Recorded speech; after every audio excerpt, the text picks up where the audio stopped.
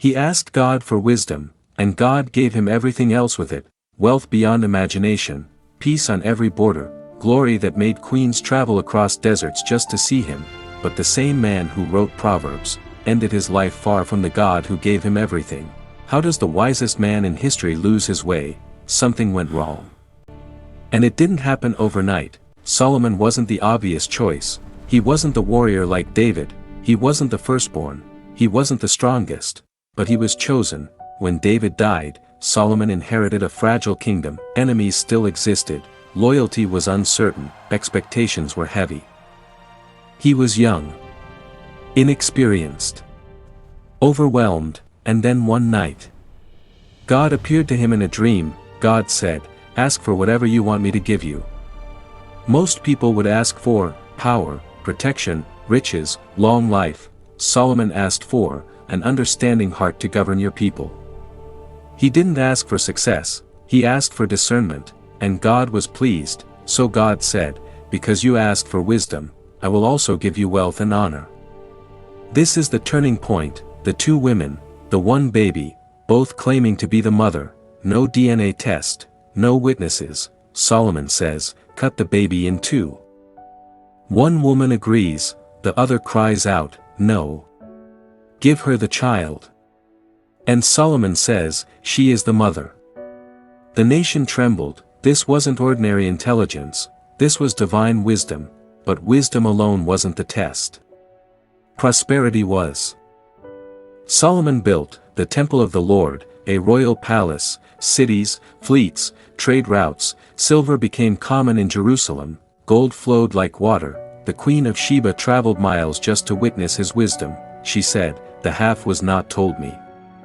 Everything was working, everything was blessed, and this is where most people fall, not in weakness, in success. God had given one clear instruction to Israel's kings: do not multiply wives, do not multiply horses, do not accumulate excessive gold, do not turn your heart away.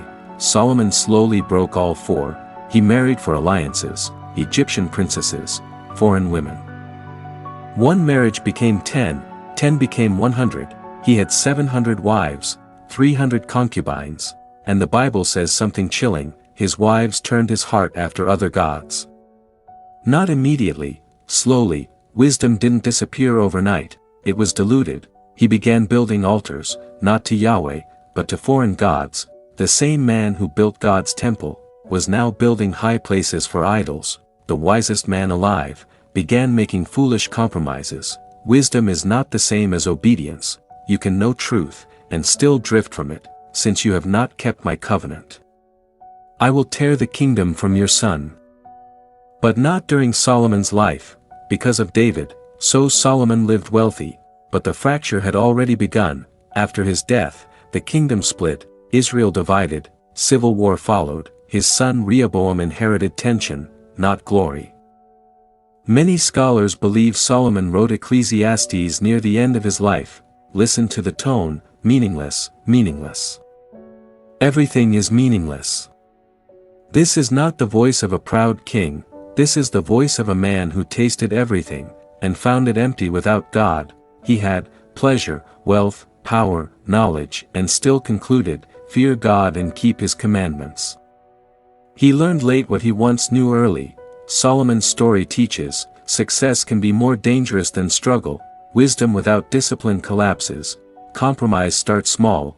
You don't fall suddenly, you drift gradually. God blesses, but he also watches obedience. This hits today. Many people pray for influence, money, platform, but few pray for endurance. Solomon started with wisdom, but ended warning others not to repeat his mistakes. The real question is not, how wise was Solomon? The real question is, will we learn from him, or repeat what he did? Leave your answer in the comment below. God bless you. For more stories about God's love, subscribe, like, and share. Remain blessed.